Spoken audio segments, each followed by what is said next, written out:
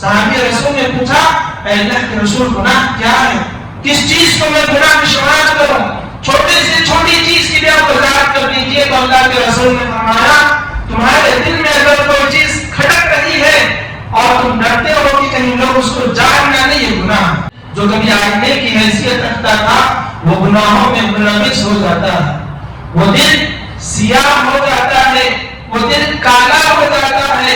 फिर आगे जब बढ़ते हैं, ये गुनाहों के सबब, दिल के सियाह होने के सबब इंसान दूसरे स्टेज पर पहुंचता है जहां उसे कोई गुनाह नजर नहीं आता। उनकी कैपेसिटी या गुनाह करने की ताकत बढ़ती जाती है। रब्बुल आलमीन उससे तीसरी चीज ये होती है कि अल्लाह उसे नेकियां करने की ताकत छीन लेती। मैं उस नाफरमानी के नतीजे को मेरी बीवी की शक्ल में देखता, उनको मारा जाए, सताया जाए, इनके घर माल को छीना जाए, इनके घरों को छीना जाए, इनकी जायदादों को छीना जाए, इनको घर से बेदखल कर दिया जाए, इनको दूसरा शहरी कर दिया जाए, इनके साथ मौत लिंची की जाए। बनाओ सबके पीछे क्या है? हमारे गुनाह। बिस्मिल्लाहिर्रहमानिर्रहीम। नहमदुहु व नस्तईनुहु व नस्तगफिरुह व नु'मिनु बिही व नतवक्कलु अलैहि व नऊज़ु बिल्लाहि मिन शुरूरि अनफुसिना व मिन सय्यिआति अअमालिना। मन यहदिहिल्लाहु फला मुदिल्ल लहु व मन युद्लिलहु फला हादिय लहु व नशहदु अन ला इलाहा इल्लल्लाह व नशहदु अन्ना मुहम्मदन अब्दुहु व रसूलुहु। अम्मा बअद। अरसलहु तआला बिल-हक़्क़ि बशीरन व नज़ीरा व दा'iयन इला अल्लाहि बिइज़निही व सिराजन मुनीरा। फ़क़द क़ाला अल्लाहु तबारक व तआला फ़ी कलामिहिल मजीद, अऊज़ु बिल्लाहि समीइल अलीम मिनश शैतानिर रजीम, मिन हम्ज़िही व नफ़्ख़िही व नफ़्सिही। बिस्मिल्लाहिर रहमानिर रहीम। क़ाफ़ वल क़ुरआनिल मजीद, बल अजिबू अन जाअहुम मुन्ज़िरुम मिनहुम फ़क़ालल काफ़िरूना हाज़ा शै'उन अजीब। अइज़ा मित्ना व कुन्ना तुराबा ज़ालिका रजउन बईद। क़द अलिमना मा तनक़ुसुल अर्ज़ु मिनहुम व इंदना किताबुन हफ़ीज़। बल कज़्ज़बू बिल-हक़्क़ि लम्मा जाअहुम फ़हुम फ़ी अम्रिन मरीज। अफ़लम यंज़ुरू इला as-समा'i फ़ौक़हुम कैफ़ बनैनाहा व ज़य्यन्नाहा व मा लहा मिन फ़ुरूज। वलक़द मददनाहा व अलक़ैना फ़ीहा रवासिय व अम्बतना फ़ीहा मिन कुल्लि ज़ौजिन बहीज। तबशिरतन व ज़िक्रा लिकुल्लि अब्दिन मुनीब। ونزلنا من السماء ماء مباركا فأنبتنا به جنات وحب الحصيد والنخل باسقات لها طلع نضيد رزقا للعباد وأحيينا به بلدة ميتا كذلك الخروج. كذبت قبلهم قوم نوح وأصحاب الرس وثمود وعاد وفرعون وإخوان لوط وأصحاب الأيكة وقوم تبع كل كذب الرسل فحق وعيد. أفعينا بالخلق الأول بل هم في لبس من خلق جديد. قال الله تعالى يا أيها الذين آمنوا اتقوا الله حق تقاته ولا تموتن إلا وأنتم مسلمون. يا أيها الذين آمنوا اتقوا الله وكونوا مع الصادقين. قال الله تبارك وتعالى فكلا أخذنا بذنبه فمنهم من أخذته الصيحة ومنهم من خسفنا به الأرض ومنهم من أغرقنا وما كان الله ليظلمهم ولكن كانوا أنفسهم يظلمون. मुहतरम हाज़रीन जुमा, तमाम किस्म की बड़ाइयाँ बुजुर्गियाँ हमको सना तन्हा अल्लाह वहदहु ला शरीक खालिक़े कायनात मालिके अर्ज़ व समावात रब्बुल आलमीन के लायक व देवा है। दरूद सलाम अल्लाह के तमाम नबियों और रसूलों पैगंबरों पर, خصوصاً میرا اور آپ کے آخری نبی پیارے نبی جناب محمد رسول اللہ صلی اللہ علیہ وسلم کی ذات مطہرہ پر، جن کی لائی ہوئی شریعت میرے اور آپ کے لیے صبح قیامت تک آنے والے ہر جنس کے لیے حصول جنت کا واحد ذریعہ ہے۔ اللہم صلی علی محمد وعلی آل محمد وبارک وسلم۔ حاضرین گرامی، خطبہ مسنونہ کے بعد میں نے آپ حضرات کے سامنے ایک آیت کریمہ تلاوت کی ہے جس میں اللہ رب العالمین ارشاد فرماتے ہیں فَكُلًّا أَخَذْنَا بِذَنبِهِ، سابقہ جتنی بھی قومیں گزری ہیں، قوم سمود ہو، قوم عاد ہو، قوم لوط ہو، قوم شعیب ہو، قوم موسیٰ ہو، قوم عیسیٰ ہو، تمام لوگوں کی ہم نے گرفت کی ان کے گناہوں کے سبب۔ کسی کو ہم نے چیخ و پکار کے حوالے کر دیا، کسی پر ہم نے طوفان جیسی بارش نازل فرما دی، کسی کو دھسا دیا، کسی کو ڈبو دیا۔ اس کے اختتام میں اللہ نے فرمایا وَمَا كَانَ اللَّهُ لِيَظْلِمَهُمْ وَلَٰكِن كَانُوا أَنفُسَهُمْ يَظْلِمُونَ۔ اللہ نے ان پر ظلم نہیں کیا بلکہ انہوں نے اپنی جانوں پر ظلم کیا کہ وہ گناہگار ہو گئے۔ گناہوں کی پاداش میں اللہ رب العالمین نے ان کو عذابوں کے حوالے کر دیا، ان پر اللہ تعالیٰ کی طرف سے عذاب مسلط ہوئے اور وہ اس دنیا سے چلے گئے اور دنیا کے لیے دیدہ عبرت بن کر رہ گئے۔ حاضرین گرامی، اللہ نے دنیا میں محض عبادت کے لیے بھیجا ہے، مگر ساتھ میں یہ بھی بتا دیا کہ انسان گناہ سے بنا ہو، یعنی انسان کے اندر یہ لذت رکھ دی گئی ہے کہ وہ کسی نہ کسی طرح گناہوں کی طرف راغب ہو جاتا ہے۔ کل بنی آدم خطا، یہ قاعدہ بتلایا گیا ہے کہ بنی نوع انسان گنہگار ہے، اس سے گناہ سرزد ہوتے ہیں۔ وخیر الخطائین التوابون، پھر جب اس انسان سے گناہ ہوتے ہیں توبہ کر لیتا ہے، اس کا دروازہ اللہ رب العالمین کھلا ہے، توبہ قبول ہو جاتی ہے، اس کا مسئلہ حل ہو جاتا ہے۔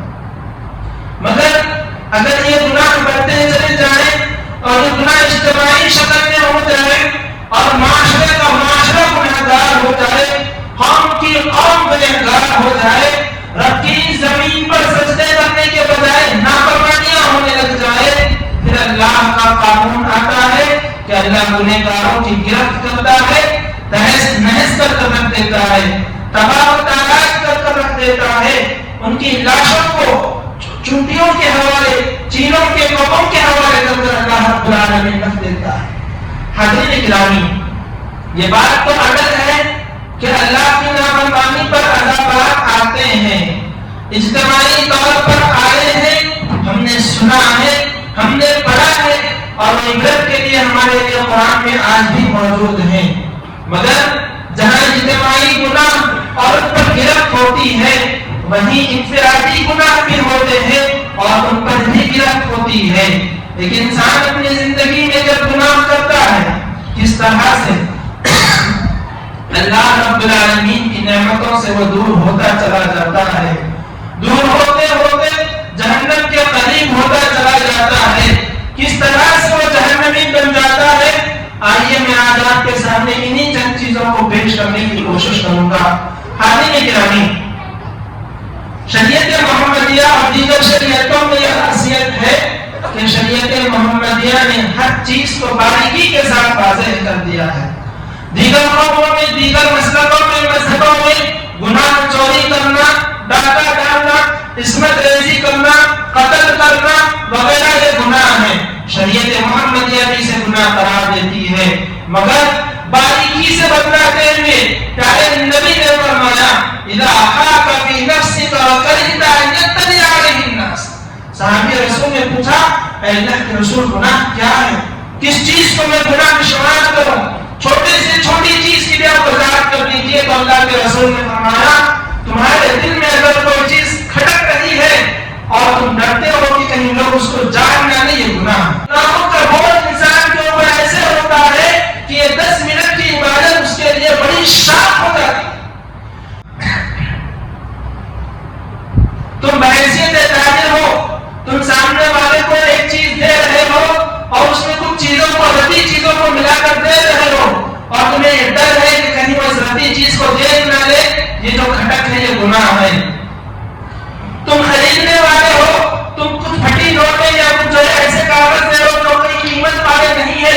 کو درمیان میں رکھ کر دے رہے ہو، تمہارے دل میں ڈر ہے کہ کہیں سامنے والا اس کو دیکھ لے تو یہ بات غلط ہو جائے گی، یہ گناہ ہے۔ تم کسی کے گھر کسی غلط نیت سے جا رہے ہو، تمہارے دل میں کھٹکا ہو رہا ہے کہ گناہ ہے۔ اسلام گناہ کو باریکی سے بتاتے ہوئے تعریف دے رہا ہے، ہر وہ کام جو تم کر رہے ہو تمہارے دل میں کھٹک ہو رہی ہے کہ یہ کوئی لوگ جان لیں دیکھ لیں تو کیا کہیں گے، یہ گناہ ہے۔ حاضرین گرامی، یہ گناہ کی کم سے کم تعریف ہے، کم سے کم اس کا ایکسپلینیشن ہے۔ اس سے آگے بڑھ کر بڑے بڑے گناہ انسانوں میں پائے جاتے ہیں، ہر طرح کے گناہ پائے جاتے ہیں۔ جب گناہ انسانوں سے سرزد ہوتے ہیں، اس کے کیا نتیجے رونما ہوتے ہیں، اس کے کیا نقصانات ہوتے ہیں، بالترتیب اگر ہم دیکھیں، پیارے نبی صلی اللہ علیہ وسلم نے فرمایا ان العبد اذا اخطا خطأ نكتت في قلبه نقطة سوداء، کہ اللہ کا کوئی بندہ جب کبھی کوئی گناہ کرتا ہے اس کے دل پر اللہ کے حکم سے ایک سیاہ دھبا لگ جاتا ہے، دل آئینے کی طرح صاف و شفاف ہوتا ہے۔ پھر جب کوئی گناہ سرزد ہوتا ہے، اس گناہ کے سبب، اس برائی کے سبب رب العالمین کے حکم سے اس کے دل پر ایک دھبا لگ جاتا ہے۔ اگر بندہ توبہ کر لے اللہ اس کو دھل دیتے ہیں، پھر اس کا دل آئینے کی طرح صاف ہو جاتا ہے۔ اور اگر وہ گناہ کے بعد توبہ کی توفیق اس کو نہ ہو، دوسرا گناہ ہوتا ہے، دوسرا دھبا لگ جاتا ہے، تیسرا گناہ ہوتا ہے، تیسرا دھبا لگ جاتا ہے، آہستہ آہستہ یہ حالت ہو جاتی ہے کہ وہ دل جو کبھی آئینے کی حیثیت رکھتا تھا وہ گناہوں میں ملوث ہو جاتا ہے، وہ دل سیاہ ہو جاتا ہے، وہ دل کالا ہو جاتا ہے۔ پھر آگے جب بڑھتے ہیں، یہ گناہوں کے سبب، دل کے سیاہ ہونے کے سبب انسان دوسرے اسٹیج پر پہنچتا ہے جہاں اسے کوئی گناہ نظر نہیں آتا، اسے کوئی نیکی نظر نہیں آتی، وہ کسی گناہ کے کرنے میں کبھی ہچکچاتا نہیں، اس کے قدم اٹھتے نہیں، اس کے ہاتھ اٹھتے نہیں، وہ دھڑلے سے گناہوں کی طرف آگے بڑھتا چلا جاتا۔ جب انسان کے اندر گناہوں کی کیپیسٹی یا گناہ کرنے کی طاقت بڑھتی جاتی ہے، رب العالمین اس سے تیسری چیز یہ ہوتی ہے کہ اللہ اسے نیکیاں کرنے کی طاقت چھین لیتے ہیں۔ نیکیاں اس کے لیے مشکل ہوتی چلی جاتی ہیں، گناہ اس کے لیے آسان ہوتے چلے جاتے ہیں۔ بطور مثال، دن میں 10 منٹ نکال کر ہمارے لیے نماز پڑھنا یہ بڑا آسان سا کام ہے۔ آج ہم گھنٹوں گاڑیاں چلا سکتے ہیں، گھنٹوں آفسوں میں کام کر سکتے ہیں، گھنٹوں فون میں مصروف رہ سکتے ہیں، 10 منٹ کے لیے اپنے گھر سے نکل کر وضو بنا کر اللہ کی بارگاہ میں آ کر نماز نہیں پڑھ سکتے ہیں۔ کیوں؟ یہ گناہوں کا بوجھ انسان کے اوپر ایسے ہوتا ہے کہ یہ 10 منٹ کی عبادت اس کے لیے بڑی شاق ہو جاتی ہے۔ اس شہر سے باہر جا کر کھانا کھانے کا وقت میسر ہو جاتا ہے، شہر کی گھر کی بستی کی جو مسجد ہوتی ہے اس کو آباد کرنے کا موقع نہیں ہوتا ہے۔ کیوں؟ رب العالمین معاملات کو مشکل سے مشکل نہیں اس کے لیے کر دیتا۔ صحیح بخاری کی حدیث ہے، پیارے نبی صلی اللہ علیہ وسلم فرماتے ہیں کہ انسان جب سو جاتا ہے اللہ اس کے سر میں اللہ کے حکم سے 3 گرہیں اس کے سر میں لگائی جاتی ہیں۔ اگر وہ بندہ فجر کی اذان کے وقت اٹھ کر دعا پڑھ لے ایک گرہ کھل جاتی ہے، وضو کر دعا پڑھ لے دوسری گرہ کھل جاتی ہے، نماز پڑھ لے تیسری گرہ کھل جاتی ہے، گھٹی کھل جاتی ہے۔ اصبح نشید النفس، وہ بندہ ایسے ہوتا ہے چاق و چوبند ہوتا ہے، چست ہوتا ہے، پختیلا ہوتا ہے۔ اللہ تعالیٰ اس کے دن کی ذمہ داری، اس کی نفس کی، اس کی جان کی ذمہ داری لے لیتے ہیں۔ معاملہ یہ ہوتا ہے گھنٹوں کے کام منٹوں میں طے ہو جاتے ہیں، لوگوں سے معاملات کرتا ہے آسانیاں اس میں پیدا ہو جاتی ہے، تجارت کرتا ہے برکت اس میں آ جاتی ہے۔ اس کے بالمقابل جب بندہ سو جاتا ہے یہ تینوں گرہیں رہ جاتی ہے، شیطان آ کر اس کے دونوں کانوں میں پیشاب کرتا ہے، بال الشیطان فی اذنیہ، شیطان اس کے دونوں کانوں میں پیشاب کرتا ہے۔ یہ پیارے نبی کا کہنا ہے جو 100% صحیح ہے۔ اور جب شیطان، ہمارا یہ ایمان ہے،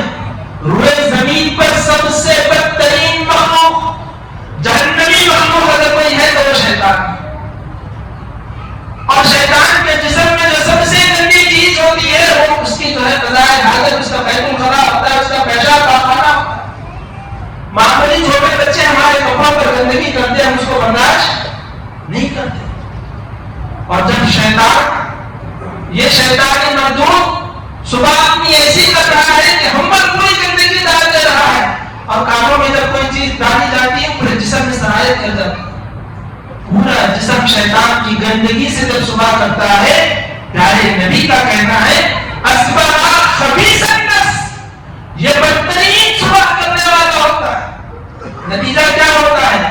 اللہ کی طرف سے یہ خبیث النفس ہو گیا، اس کی تجارتوں سے برکت ختم ہو جائے گی، اس کے معاملات سے برکت ختم ہو جائے گی، یہ لوگوں سے کوئی معاملہ ڈھنگا نہیں کر پائے گا، اور اس کی صبح ایسی ہوگی تو شام تک یہی سلسلہ اس کے ساتھ جاری رہے گا، کوئی نیکی کا کام اس سے نہیں ہوگا، برائیوں میں گرفتار ہوتا چلا جائے گا، لوگوں کو بولے گا کچھ، لوگ سمجھیں گے کچھ، اور معاملات اس سے الٹے ہوتے چلے جائیں گے. کیوں؟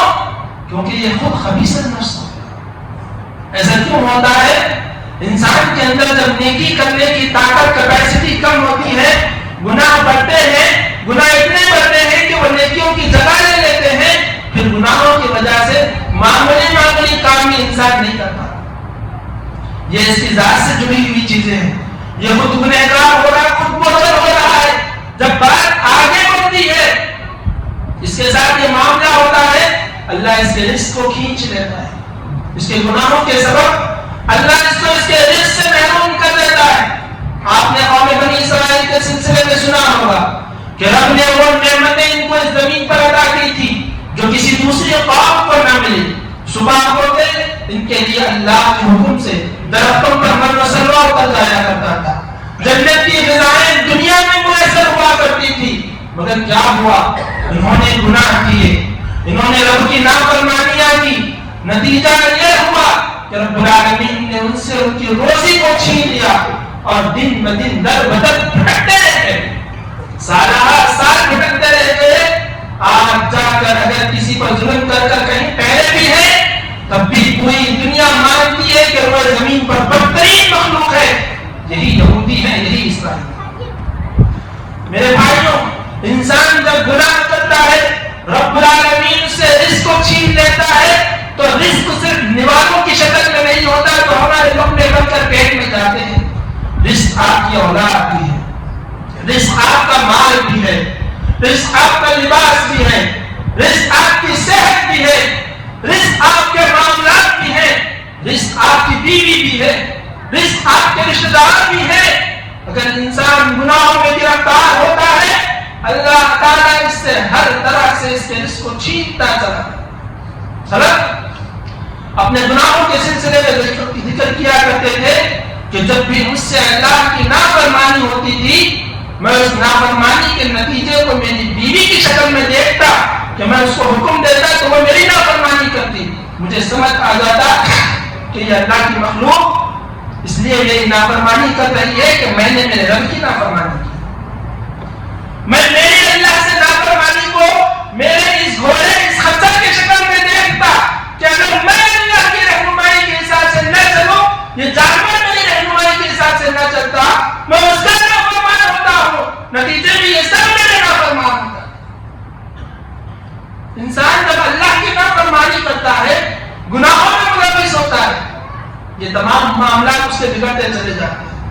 آج ہمارے معاشرے میں اگر ہمارے معاملات بگڑ رہے ہیں، اولاد نافرمان ہو رہی ہے، یا ماں باپ آپ کا حق ادا نہیں کر رہے ہیں، دوست احباب رشتہ دار کام کرنے والے آپ کے ساتھ بدسلوکی کر رہے ہیں، یاد رکھیں کہیں نہ کہیں آپ نے اللہ کی نافرمانی کی ہے، جس کے نتیجے میں اللہ رب العالمین آپ سے نکاح. جہاں یہ معاملہ ہوتا ہے کہ اللہ رب العالمین اسے رزق سے محروم کر دیتا ہے، وہیں اللہ دینی علم سے اس کو دور کر دیتا ہے. یاد رکھیں دینی علم انسان کو اسلام سے جوڑنے کا اولین طریقہ ہے. اگر آپ جانو گے نہیں تو مانو گے نہیں، اگر مانو گے نہیں تو کرو گے نہیں. کرنے کے لیے جاننا ضروری ہے.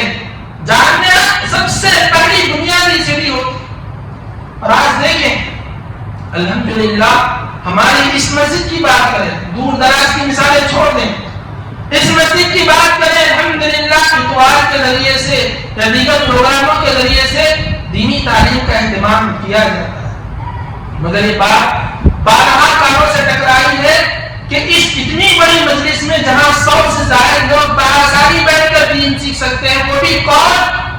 شریعت محمدیہ لانے والے پیارے نبی کی سیرت، پوری روئے زمین پر سب سے بہترین سیرت، جس کے متعلق ہم کو بتلایا جا رہا ہے، پڑھایا جا رہا ہے، سکھایا جا رہا ہے۔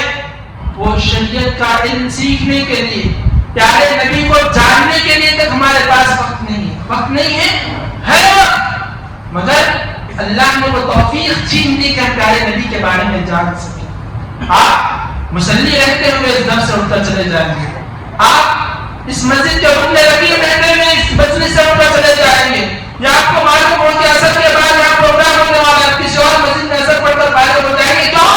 یہ آپ خود نہیں کر رہے، آپ کے گناہ کو روک رہے اس مجلس میں شریک ہونے سے، آپ کے گناہ نبی کی سیرت جاننے سے آپ کے لیے رکاوٹ بنے ہوئے ہیں۔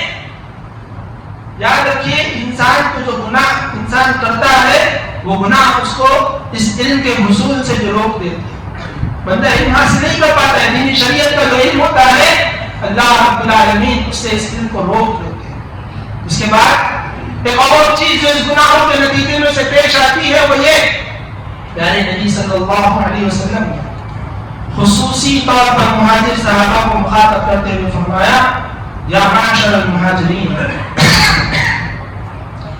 خمس اذا ابتلیتم بہن واعوذ باللہ من ان تدرکوہن، کہ اے صحابہ، اے میرے ساتھیوں، اے مہاجرین ساتھیوں، 5 چیزیں اگر لوگوں میں عام ہو جائیں، میں اللہ سے پناہ طلب کرتا ہوں کہ تم ایسی چیزیں دیکھو، مگر جب یہ چیزیں عام ہو جائیں گی، اللہ کی طرف سے بیماریاں نازل ہونا شروع ہو جائیں گی، ایسی بیماریاں آئیں گی نہ کبھی کسی آنکھ نے دیکھا ہوگا، نہ کبھی کسی کان نے سنا ہوگا۔ کیوں بیماریاں آئیں گی؟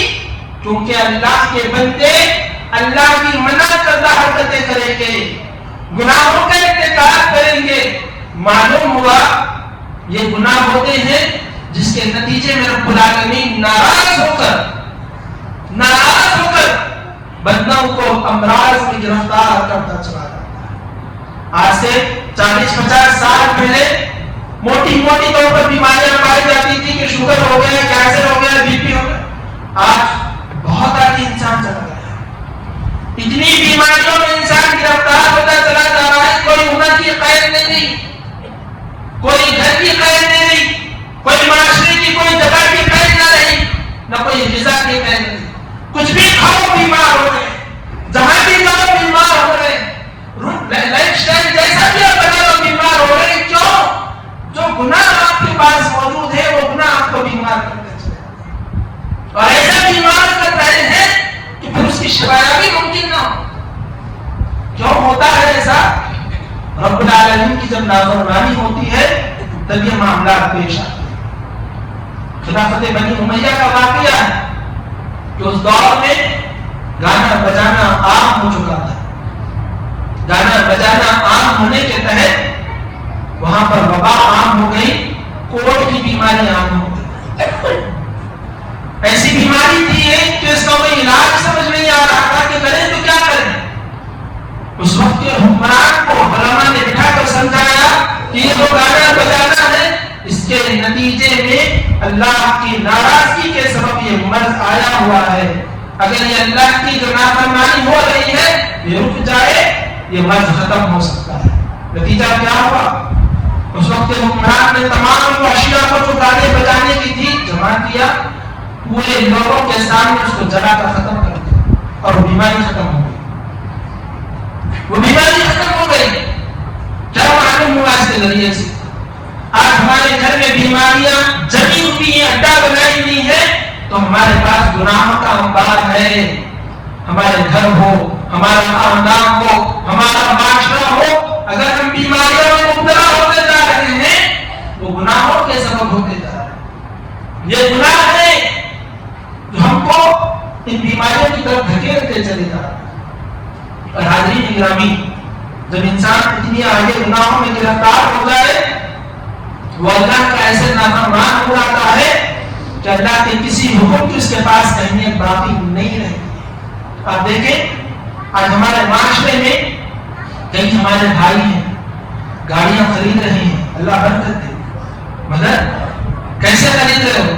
سود کے ذریعے سے خرید رہے ہیں. گھر بنا رہے ہیں, کیسے بنا رہے ہیں؟ سود کے ذریعے سے بنا رہے ہیں. اتنی جگہ پر انسٹالمنٹ لے رہے ہیں کہ اندازہ تک نہیں لگا سکتے. چھوٹی چھوٹی چیزوں میں آ کر بھرنا, وہ اس کے ذریعے سے سود, اس کے ذریعے سے سود دیتے ہی چلے جا رہے ہیں. حالانکہ اللہ تعالیٰ نے ان کو کھاتے پیتے رکھا ہوا. وہ 4-6 لاکھ کی گاڑی لینے کے بجائے 1 لاکھ کی گاڑی لے کر حلال روزی کے ساتھ زندگی گزار سکتے ہیں, مگر وہ اللہ کے سامنے جنگ کرنے کے لیے اللہ سے تیار ہو گئے.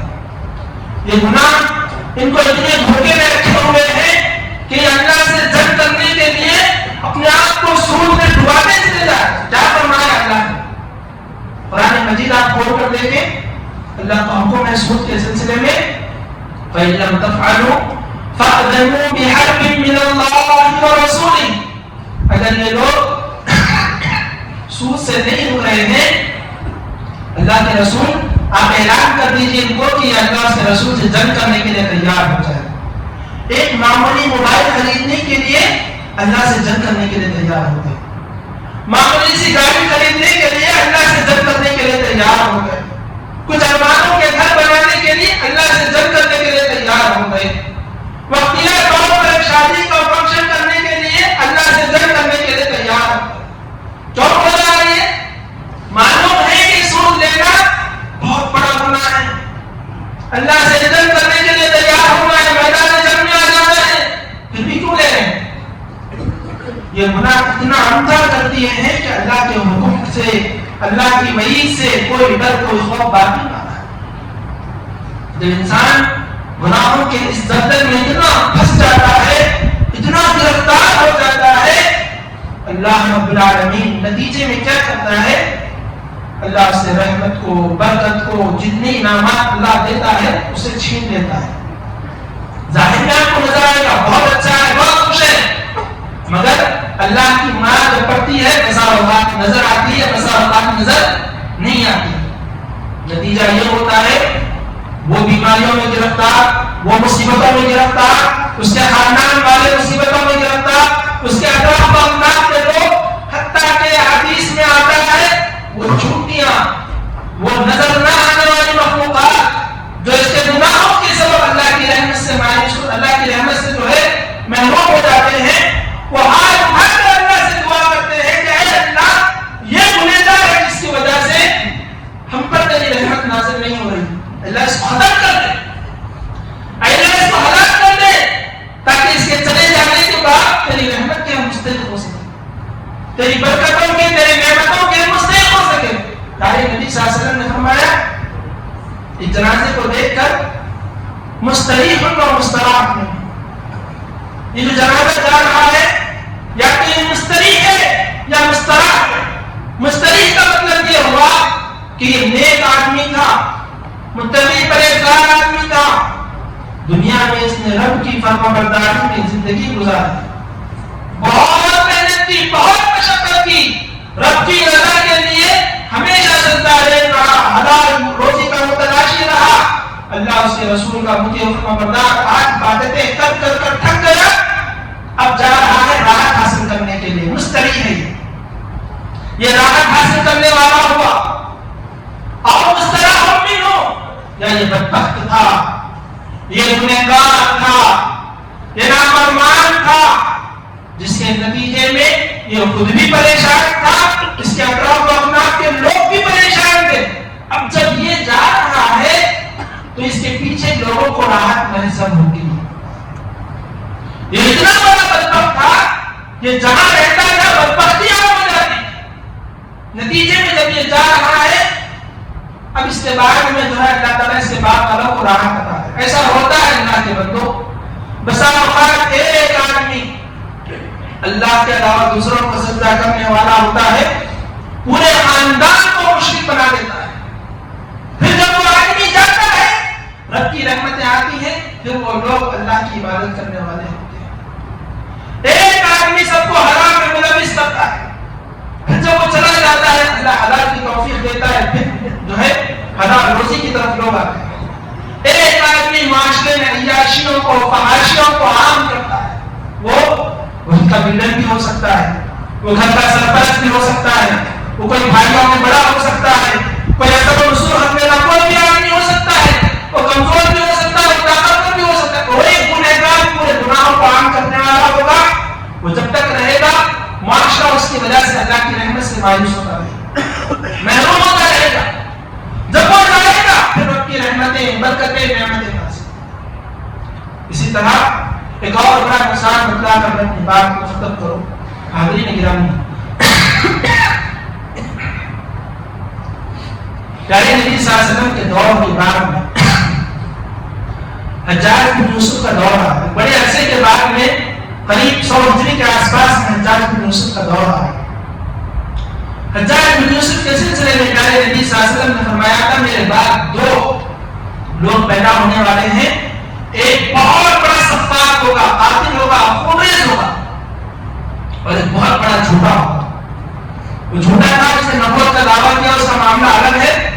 جو بہت زیادہ خونریز ہوگا، سفاک ہوگا، قاتل ہوگا، وہ حجاج بن یوسف تھا، جس کی پیشن گوئی خود نبی نے کی نہیں. یہ جناب ظالم تھا، اس نے 1 2 10 20 نہیں سینکڑوں کی تعداد میں پیارے نبی کے صحابہ کو شہید کر دیا. پیارے نبی کے صحابہ کو شہید کر دیا. عبداللہ بن زبیر جو مدینہ میں سب سے پہلے پیدا ہونے والے صحابی تھے، ان کو اس نے مدینہ میں سونی دی.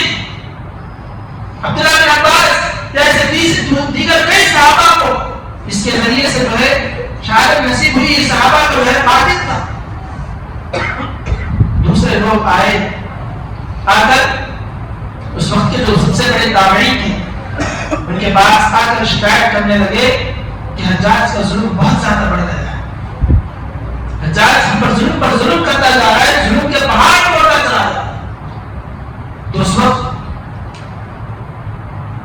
امام ابن سیرین نے فرمایا ما جاء الحجاج الا بذنوبنا. حجاج کو ہمارے گناہ لے کر آئے ہیں، ہمارے گناہوں کے سبب اللہ نے حجاج کو جو ہے ہم پر مسلط کر دیا ہے. اگر ہمارے گناہ نہ ہوتے تو حجاج نہ ہوتا. آج کے اس پس منظر کو، آج ہمارے ساتھ جو معاملات ہو رہے ہیں، آپ اس کو دیکھیں کہ معاملات جتنی بھی کوشش کریں کیوں بگڑتے چلے جا رہے ہیں. حکومتیں سر جوڑ کر بیٹھی ہیں تو کسی ترقی کے لیے نہیں، محض اس لیے کہ اللہ اس کے رسول کا نام لینے والوں کا خلاف خما کیا جائے، ان کو مارا جائے، ستایا جائے، ان کے گھر مال کو چھینا جائے، ان کے گھروں کو چھینا جائے، ان کی جائیدادوں کو چھینا جائے، ان کو گھر سے بے دخل کر دیا جائے، ان کو دوسرا شہری کر دیا جائے، ان کے ساتھ موت لنچی کی جائے. بناؤ سب کے پیچھے کیا ہے؟ ہمارے گناہ ہیں.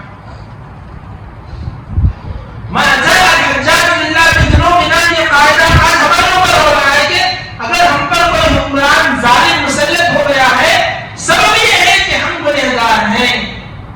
اگر ہم گنہگار نہ ہوتے، یہ ظالم بادشاہوں پر اللہ ہم پر مسلط نہ کرتا. آپ سورہ بنی اسرائیل 15 پارہ پہلا صفحہ اٹھا کر دیکھیں. خود بنی اسرائیل کے سلسلے میں بھی اللہ نے فرمایا یہ اللہ کے نافرمان تھے، اللہ نے ان پر 2 بڑے بڑے عذابات کو مسلط کر دیا.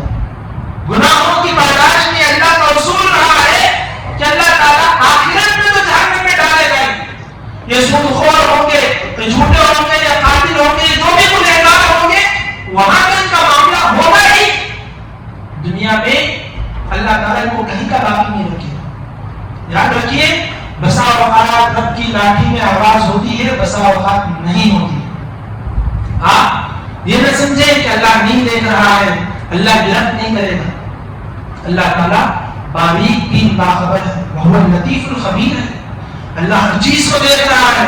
اور ایک مرتبہ اللہ ناراض ہو جائے، اللہ گرفت پر آ جائے، پوری دنیا مل کر آپ کو ایک دانہ عطا نہیں کر سکتے اگر اللہ چھین لے آپ سے. پوری دنیا مل کر آپ سے ایک دانہ نہیں چھین سکتی جو اللہ نے آپ کو دے دیا ہے. یاد رکھیں، گناہوں سے اس لیے بچنے کی کوشش کریں کہ یہ رب کا حکم ہے. گناہ گھر سے چھوٹا ہو مگر جو روکنے والا ہے وہ بڑا ہے، اس کے ڈر سے بچنے کی کوشش کی. وہ اعلانیہ گناہ ہو، وہ پوشیدہ گناہ ہو، وہ چھوٹے گناہ ہو، وہ بڑے گناہ ہو، وہ لذت والے گناہ ہو، کراہت والے گناہ ہو، کسی بھی طرح کے گناہ ہو، وہ گناہ ہے، اللہ نے بچنے کا حکم دیا، اسے بچنے کی کوشش کریں. اگر نہ بچے، یہ کچھ نمونے ہیں، اور بھی اللہ کے عذابات مختلف ہوتے ہیں جس میں اللہ تعالیٰ گھیر دیتا ہے، جس سے ہمیں بچنے کی کوشش کرنی چاہیے. اللہ سے دعا ہے کہ بھائی اللہ ہم یقیناً گنہگار ہیں، خطا کار ہیں، سیاہ کار ہیں، ہم نے بہت سے گناہ کیے ہیں. اللہ تو ہی بخشنے والا ہے، ہمارے گناہوں کو بخش دے، ہماری مغفرت فرما. اللہ ہم میں جو لوگ گزر رہے ہیں، ہمارے والدین ہیں، دوست احباب ہیں، توحید پر دے کر اللہ ان کی بخشش فرما، ان کے گناہوں کو دھل دے، ان کے لیے ان کی قبروں کو جنت کی کیاری بنا دے. اے اللہ ہمیں جو لوگ بیمار ہیں، بستر مرض پر ہیں، مرض الموت میں ہیں، اے اللہ کو کلمے والی موت نصیب فرما. اے اللہ جن کے ہم نے تمہیں شفایابی لکھی ہے، اے اللہ جلد سے جلد میں شفایابی نصیب فرما. جتنا وقفہ انہوں نے مرض میں گزارا ہے، اے اللہ تو اس کا بہترین اجر و ثواب میں عطا فرما. اے اللہ ہر طرح کے مرض سے، مہلک امراض سے تمام کی حفاظت فرما. اے اللہ ہمارے کئی بھائی جو جیلوں میں پڑے ہوئے ہیں، ناحق کے ستائے جا رہے ہیں، ہمارے کئی بھائی ہیں جو مقدموں کی زد میں آ کر کورٹ کچہریوں کے چکر کر رہے ہیں. اے اللہ تو جانتا ہے وہ حق پر ہیں، اور میری مدد حق پر رہنے والوں کے ساتھ ہے. اللہ ان کی مدد فرما، اے اللہ ان کی مدد فرما. اے اللہ ویسے شر سے، ویسے فتنے سے ہم تمام کی حفاظت فرما. اے اللہ ہماری عزتوں کی حفاظت فرما، ہمارے گھروں کی حفاظت فرما، ہمارے مال کی حفاظت فرما، ہماری جائیدادوں کی حفاظت فرما. اے اللہ ان مساجد اور مدارس کی حفاظت فرما. اے اللہ ان علماء کی حفاظت فرما. اے اللہ ہم تمام کو حلال روزی نصیب فرما، حرام کے ہر لقمے سے اللہ ہماری حفاظت فرما. اے اللہ جن کے نکاح نہیں ہوئے ہیں، بہترین نکاح کا انتظام فرما. اے اللہ جو بے اولاد ہے انہیں صاحب اولاد بنا. اے اللہ اولاد کو والدین دے، والدین کو اولاد کے حقوق ادا کرنے والا بنا. اے اللہ ہمیں مومنانہ متقیانہ صالحانہ زندگی عطا فرما. خاتمہ ہو تو خاتمہ بالخیر فرما. قیامت کے دن کی رسوائی سے اللہ ہمیں ہماری حفاظت فرما. بلا حساب و کتاب کی جنت میں داخل عطا فرما. آمین. اقول قولی ھذا واستغفر اللہ لي ولكم ولسائر المسلمین من كل ذنب فاستغفروه انه هو الغفور الرحیم.